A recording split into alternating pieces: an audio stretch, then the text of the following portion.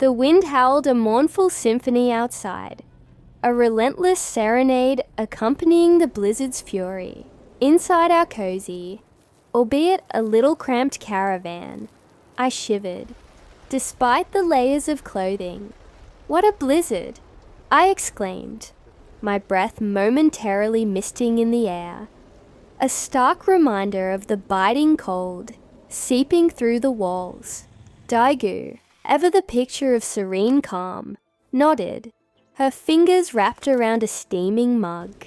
The ceramic warmth seemed to radiate through her, a small beacon against the encroaching chill. "Take it," she offered, noticing my involuntary shiver, her eyes crinkling at the corners with a hint of a smile. I gratefully accepted the mug, the heat instantly seeping into my chilled hands, a welcome relief. "Thanks," I mumbled, taking a long, fortifying sip. The brew was strong, fragrant, and instantly began to chase away some of the cold. We gravitated towards the window, a small portal to the tempestuous world outside. The snow, thick and relentless, swirled in a mesmerizing dance, each flake a tiny diamond caught in the invisible currents of the wind. "It is snowing very beautifully," Daegu murmured, her voice soft, almost reverent, as she watched the spectacle. "Let's see," I added, my gaze fixed on the endless, undulating canvas of white. There was an undeniable, almost spiritual calm that descended with the snowfall. "Snow makes me feel so peaceful," I confessed, feeling a profound sense of tranquility wash over me. The world, stripped of its usual vibrant hues, became a study in purity, a stark contrast to the often chaotic tapestry of daily life. Being completely white everywhere gives a very different kind of happiness, right? Daegu asked, her question echoing the silent contemplation in my own mind. It was a unique kind of joy, a quiet contentment that came from being cocooned, safe and warm, while nature unleashed its raw power outside. But practicality, as it often does, intruded on our poetic musings. "However, the weather is very cold," I pointed out, pulling myself away from the hypnotic dance of the snowflakes. "Let's turn on the heater so that the water in the caravan does not freeze." Freezing pipes were a nightmare we definitely wanted to avoid. Daegu, already a step ahead, was reaching for the heater controls. "Yes, let's turn it on and settle down." The gentle hum of the heater soon joined the blizzard's roar, a promise of rising warmth that would soon make our small space even more inviting. We listened for a moment, the rhythmic drone a comforting sound against the wild symphony outside. It was a battle between the elements and our ingenuity, and for now, the caravan was winning. We were safe, we were warm, and soon we would be well fed. Soon the delicious, earthy aroma of roasting potatoes began to waft through the caravan, a scent that was both comforting and undeniably hunger-inducing. It was a simple meal, but in the heart of a blizzard, it felt like a feast. "Here you go, the potatoes are ready," Daegu announced, her voice cheerful, as she carefully placed a steaming dish on our small collapsible table.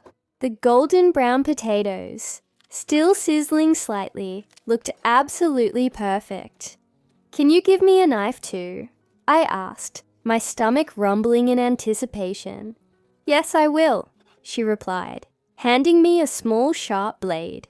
As I began to cut into the fluffy, tender potatoes, my eyes serendipitously landed on a jar tucked away in a corner of the counter. My eyes lit up. "Oh, but if there is a pickle, I have to eat it." The tang of a good pickle was the perfect counterpoint to the richness of potatoes. Daegu chuckled, a warm melodic sound. "Of course you can eat, why not?" Getting the jar open, however, proved to be a minor challenge. The lid, perhaps tightened a little too enthusiastically, resisted my efforts. I grunted, twisting and turning, my brow furrowed in concentration. Finally, with a satisfying pop, the seal broke, and the aroma of vinegar and spices filled the air. Very, very good, I declared after my first bite, the crisp, sour pickle exploding with flavor. Can I take one more? I asked, my mouth already watering for another. Dinner is ready, Duigu stated, gesturing to the humble but incredibly inviting spread.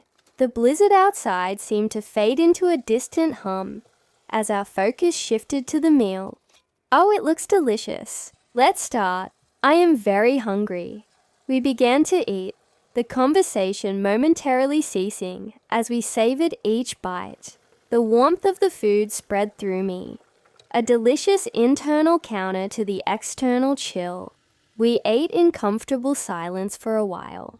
The blizzard's mournful song, now a distant, almost forgotten backdrop to our shared moment of sustenance. Suddenly, a particularly violent gust of wind slammed against the caravan, making it shudder perceptibly. The sound was like a giant sigh, deep and powerful. I guess the wind came up, Duigu remarked, her voice a little subdued. I glanced out the window again. It is snowing, I confirmed, the flakes now appearing to fly almost horizontally, propelled by the fierce wind. Despite the intensity, there was an undeniable allure to the world outside. After we finish our meal, we go out, I declared, a spark of adventure igniting within me. The thought of stepping into that raw, untamed beauty, even for a brief moment, was irresistible. Very good, isn't it? Duigu asked, breaking the comfortable silence that had settled back between us. She was referring to the meal, of course. Yes, it is a different taste. Very delicious, I agreed wholeheartedly. There was something special about food, prepared in a small space, with the wild world raging just beyond the walls. Duigu's culinary skills were always impressive. I add spices to my mix, and every time it tastes different, she explained, a touch of pride in her voice.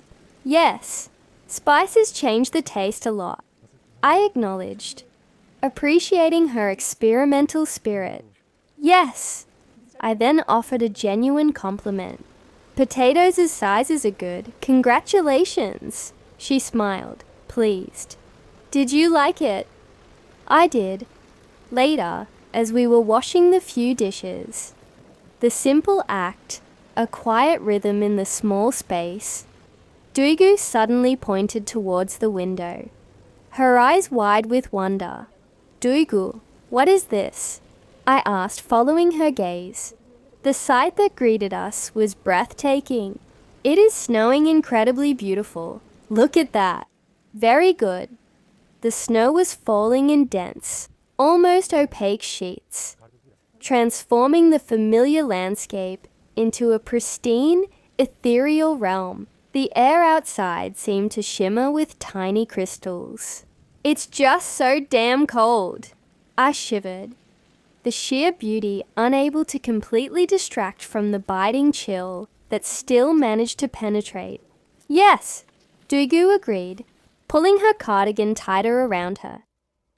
Senya emmed. It snowed a lot. We didn't realize how much snow fell while we were hanging out inside. The world had been silently, relentlessly transformed. While we were lost in conversation and the comfort of our meal, the snowdrifts outside the caravan now looked significantly higher, like soft, white mountains. Despite the cold, the sheer magnetism of the fresh snowfall was irresistible. Shall we enter the forest? I suggested, gesturing towards the shadowy line of trees that marked the edge of our temporary wilderness home. The thought of being completely enveloped by that untouched, glittering landscape was incredibly enticing. Daegu, however, was a little more pragmatic. "You go, I am not coming." The blizzard was indeed hitting hard, its icy breath seeping even through the caravan walls. And perhaps a full trek into the woods wasn't the wisest idea. Still, the sight was magnificent, a raw, untamed beauty. It's snowing beautifully. The color of the sky is also beautiful. "Look at it," I commented, mesmerized by the deep, bruised purples and grays that swirled above, promising even more snow, yet somehow complementing the pristine white below. It was a painter's palette of winter, stark and stunning. Eventually, as if by some invisible command, the ferocity of the snowfall seemed to lessen. The wild dance of the flakes softened, becoming a more gentle descent. "Snow has slowed down a bit," Daegu observed, a hint of relief in her voice. "Yes," I confirmed, watching the slightly clearer view outside. But despite the diminishing snow, the cold remained a constant, pervasive presence, seeping into our bones. My fingers and toes were starting to feel the chill, even through my warm socks and gloves. "I am so cold. Let's go to the caravan," I urged, the desire for warmth now overriding any lingering thoughts of exploration. "Let's go," Daegu agreed without hesitation. Back inside, we continued to marvel at the sheer power of the cold. "Look how it froze," Daegu said, pointing to a small, intricate icicle that had formed near the edge of our window, a tiny crystal sculpture. "Yes," I replied, tracing its delicate contours with my gaze. The snow continued its relentless, quiet descent. "The snow is falling non-stop," Daegu noted. "Let's see what a morning we wake up to tomorrow." The thought of waking up to an even deeper blanket of snow filled me with both anticipation and a touch of apprehension. "Yes, I'm very curious too," I admitted. With a final warm "good night, good night," we burrowed deep into our sleeping bags. The soft rhythmic whoosh of the snow outside a soothing lullaby, promising dreams of a winter wonderland. The caravan, a small island of warmth in a sea of white, felt incredibly secure. The next morning, I was jolted awake not by an alarm, but by a brilliant, almost blinding light streaming through the caravan window. I blinked, disoriented for a moment, then threw open the curtains. "How the sun shines!" I exclaimed, my voice filled with awe. The world outside had undergone another miraculous transformation. "What a wonderful morning," Daegu murmured sleepily beside me, slowly stirring awake. The sky was an impossibly clear, vibrant blue, a stark contrast to the bruised grays of yesterday. The snow, now sparkling under the direct sunlight, seemed to radiate light, making everything glitter with an almost magical intensity. The allure of this transformed world was irresistible. "Shall we walk around?" I suggested, my voice bubbling with excitement. Daegu didn't need to be asked twice. "Let's walk." We quickly bundled up, pulling on layers of thermals, sweaters, thick coats, hats, gloves, and waterproof boots, preparing for our venture into the dazzling, frozen landscape. The snow, now a deeper, thicker carpet, crunched under our boots with each step, a satisfying sound that echoed in the crisp, still air. "I think an animal walked here," Daegu said, her keen eyes spotting a faint trail of indentations in the pristine white. But the snow covered the tracks, I observed, noticing how the fresh powder had softened the edges of the prints, making them indistinct. We followed them nonetheless, our curiosity piqued. But not just one animal, Look, several of them have passed together, heading that way. This was exciting. A whole group of creatures had made their way through this untouched wilderness. Let's follow the traces, I suggested, my inner explorer fully awake. Let's follow, Duigu agreed, her own sense of adventure surfacing. The snow was surprisingly deep in places, reaching well above our ankles. It's a little slippery in here. Be careful, I cautioned, testing the ground with my boot. The animal tracks led us deeper into the silent, snow-laden forest. The trees, their branches heavily draped in white, stood like silent sentinels, creating a hushed, ethereal cathedral. They went down, Duigu observed, pointing towards a steep decline where the tracks continued. I have no intention of going that far, I admitted, a shiver running down my spine that had nothing to do with the cold. The drop looked significant, and the snow could be treacherous. That this side might be pretty deep. Look at the tree. It's buried in a lot of snow. We stumbled upon a massive fallen tree, its trunk and branches completely encased in a thick blanket of white. A testament to the blizzard's power. Look, the tree has fallen, Duigu said, her voice hushed. Yes, I replied, imagining the sound it must have made when it finally succumbed to the weight of the snow. But the adventure was starting to feel a bit risky. The deep snow made it impossible to see what lay beneath, to gauge the stability of the ground. But we no longer know what the ground we are stepping on is. Let's go back, I suggested, a note of caution in my voice. Shall we go back? Duigu asked, a slight reluctance in her tone, but understanding my concern. Yes, let's go. Safety first. Walking back, the novelty of the deep snow, the satisfying crunch beneath our feet, was still exhilarating. It is nice to step on that much snow, I said, relishing the feeling of pushing through the soft, resilient powder. Very beautiful. That sound is amazing, Duigu agreed, her eyes sparkling. It was a unique auditory experience. A pristine sound that could only be found in such untouched conditions. It was also comforting to know we were following a familiar path, our own boot prints now marking the return journey. In the meantime, we followed our own tracks, Duigu pointed out, a slight smile playing on her lips. Yes, we did not leave those tracks in vain, I chuckled. Back at the caravan, we noticed more effects of the extreme, prolonged cold. Look at the ice, Duigu said, pointing to a thick, almost translucent layer of ice that had formed around the caravan's wheels, securing it firmly to the ground. They made fixing foot for the caravan, I joked, marveling at nature's unexpected ingenuity. Natural caravan fixing foot. We examined the ice more closely. Look at that one. It is so thick. Yes, Duigu agreed, tapping it lightly with her boot. Compared to that formidable block, other patches of ice seemed insignificant. These are pretty thin next to it. We then realized a more pressing issue. The steps leading into the caravan were completely encased in solid ice. Let's see if we can get the steps from here. It was frozen solid, an unyielding barrier. It is frozen. A problem, but one easily solved.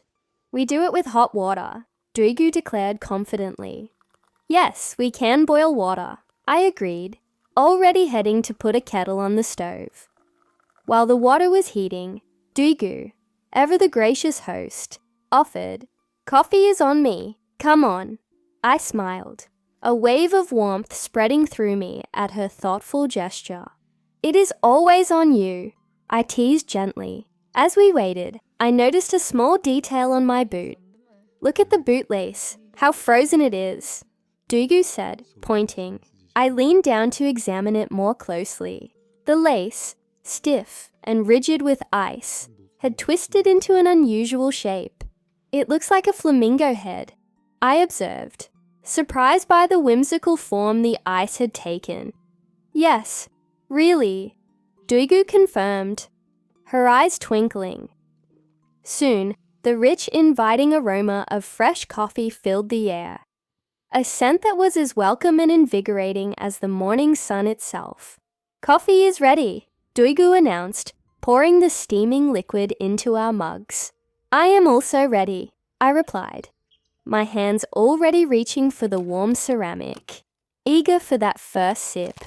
"Snow walking is tiring, isn't it?" I sighed contentedly, the warmth of the coffee seeping into my chilled fingers. A delicious sensation. "Yes," Duigu agreed, taking a long, slow sip. The coffee felt so good. Hot coffee after freezing cold.